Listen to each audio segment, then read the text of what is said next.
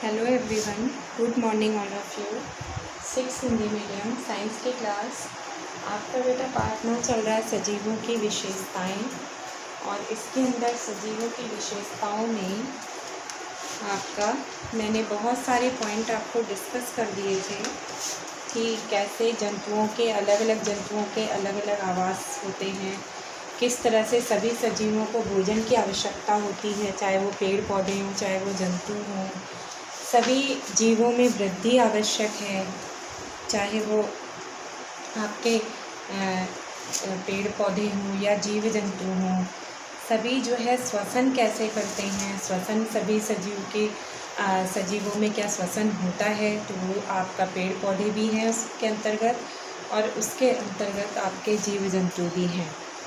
अब आप बात करते हैं क्या सभी सजीव, आज आपका नेक्स्ट टॉपिक है, क्या सभी सजीव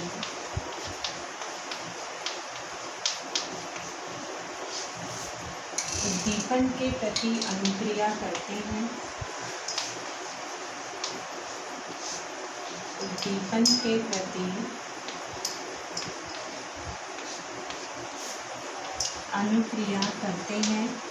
उद्दीपन मतलब होता है कि क्या पेड़ पौधे या जीव जंतु के अंदर संवेदनाएं होती हैं। तो संवेदनाओं में आपको ये बताना है कि किस तरह से उनके अंदर संवेदनाएं होती हैं, चाहे वो पेड़ पौधे हों चाहे वो जीव जंतु हों। तो इसके अंदर आपको उद्दीपन की चर्चा करनी है।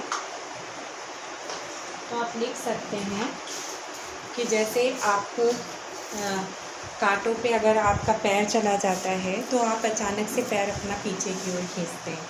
गर्म चीज़ों में अगर आपका हाथ जाता है तो आप अपना हाथ झटके से हटाते हैं। ये आपके अंदर जो सेंसर्स होते हैं, ये जो संवेदनाएं होती हैं, इन्हीं को हम कहते हैं कि सजीव उद्दीपन यानी उद्दीपन। तो ये सजीव इनके प्रति अपनी अनुक्रिया दर्शाते हैं। तो ये ऐसा हम देखते हैं जीव जंतुओं में भी होता है, मनुष्यों में भी होता है और पेड़ पौधों में भी होता है।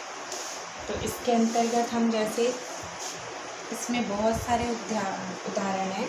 जैसे आप तेज़ धूप में जा रहे हैं तो आपकी आंखें झोंगे, आप तुरंत अपनी आंखें बंद कर लेते हैं। आपको कांटा लग रहा है तो आप पैर हटा देते हैं। आपको कोई गर्म चीज़ों में हाथ जाता है, आप तुरंत अपना हाथ हटा लेते हैं। ये सारी चीज़ें आपके दर्शाती है कि आप उद्दीपन के प्रति सजग हैं। तो यानी आप ऐसे उद्दीपन का क्या तात्पर्य हुआ, यानी आप लिख सकते हैं उद्दीपन का क्या मतलब होता है। तो उद्दीपन वातावरण में होने वाले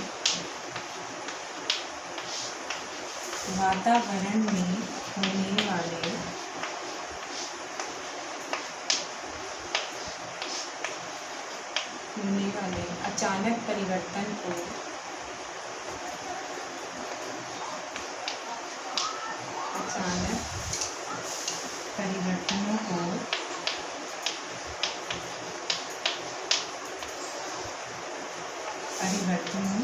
को उद्दीपन कहते हैं।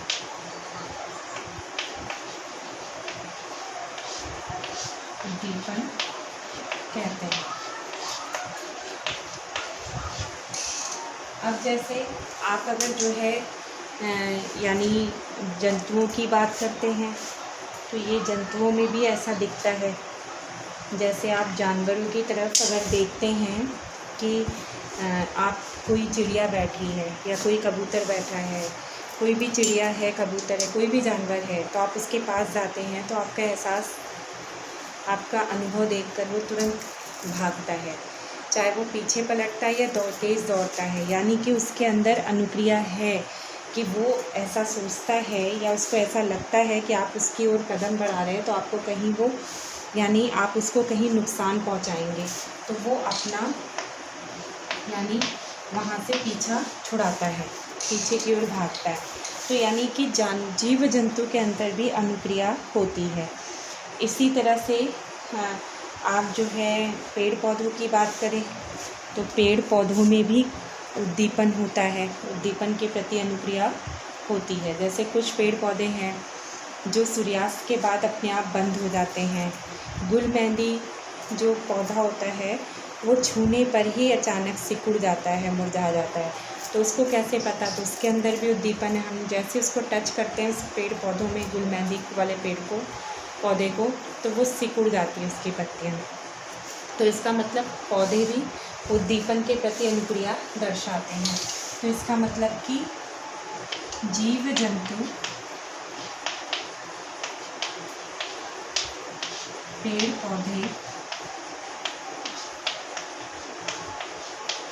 पेड़ पौधे और मनुष्य,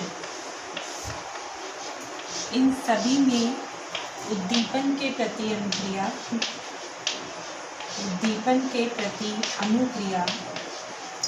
प्रदर्शित होती है।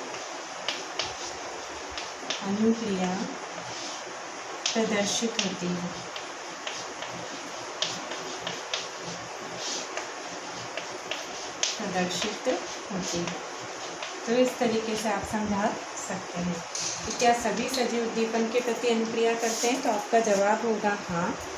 आप इसमें बता सकते हैं कि जीव जंतु जैसे हैं, तो जीव जंतु में आप जैसे बता सकते हैं कि जानवर भी हमें देख के भागते हैं हमसे।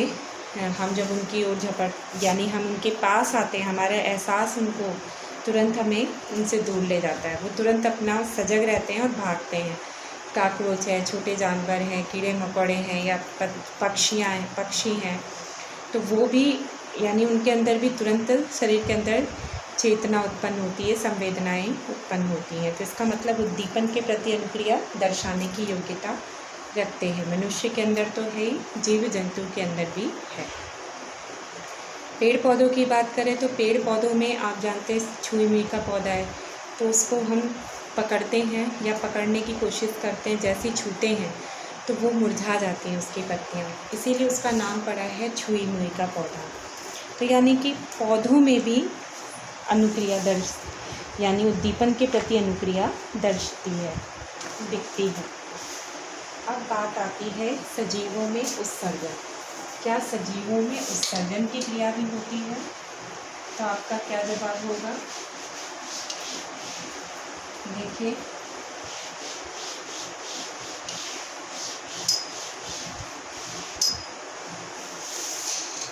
तो आपका जवाब होगा कि सजीवों में उत्सर्जन, तो आपका जवाब होगा होती है।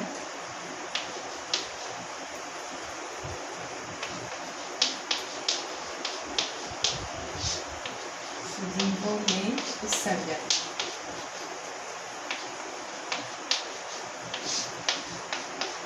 तो आप सजीवों में उत्सर्जन की बात करें तो आप इसके अंदर उत्सर्जन की पहले परिभाषा लिख सकते हैं। उत्सर्जन क्या होता है? तो आप उत्सर्जन की परिभाषा लिखते हैं, सजीवों द्वारा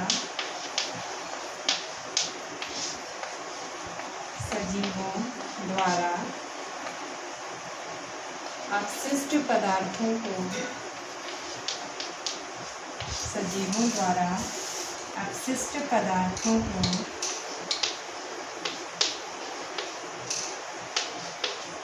सजीवों द्वारा अपशिष्ट पदार्थों के निष्कासन प्रक्रम को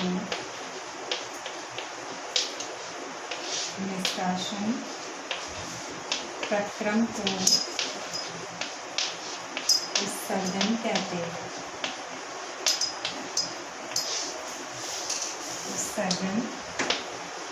हैं। यानी उत्सर्जन की परिभाषा आप ये दे सकते हैं। तो पौधों में उत्सर्जन किस तरह से होता है? पौधों में आप जानते हैं उत्सर्जन की परिभाषा आपने ये लिखी कि सजीवों द्वारा अपशिष्ट पदार्थों के निष्कासन प्रक्रम को हम उत्सर्जन कहते हैं। यानी सजीव के द्वारा जो अपशिष्ट पदार्थ बाहर निकलते हैं उस प्रक्रिया का नाम है उत्सर्जन। तो आपका ये क्वेश्चन आता है कि ये जीव जंतु और मनुष्यों में तो है, तो क्या पौधे में भी है? तो आपका जवाब होगा हाँ, पौधे भी उत्सर्जन कहते हैं। जो अपशिष्ट पदार्थ पौधे के कुछ विशेष भाग में संग्रहित किए जाते हैं जिससे पौधे को हानि नहीं पहुंचती, और कुछ पौधों में अपशिष्ट पदार्थों का निष्कासन स्राव के रूप में होता रहता है। तो एक तरीके से आपका जवाब है कि आप ऐसे लिख सकते हैं कि उत्सर्जन की प्रक्रिया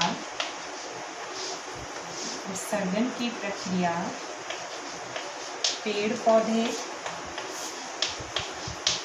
पौधे में भी होती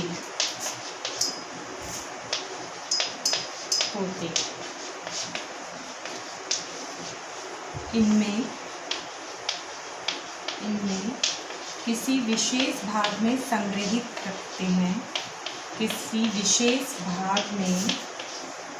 भाग में संग्रहित रहता है,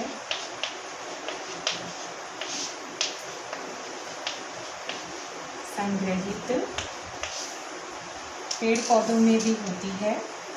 इनमें किसी भाग में संग्रहित रहता है अपशिष्ट पदार्थ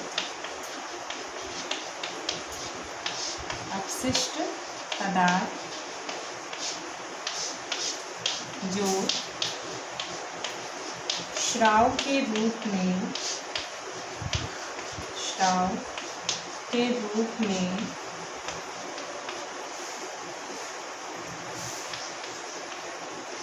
निष्कासित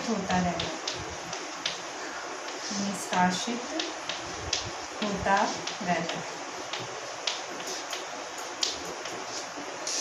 तो इस तरीके से आप पेड़ पौधों के अंदर भी बता सकते हैं कि ये उत्सर्जन की प्रक्रिया होती है। तो आपने जाना बच्चों कि सजीवों में उत्सर्जन की प्रक्रिया होती है।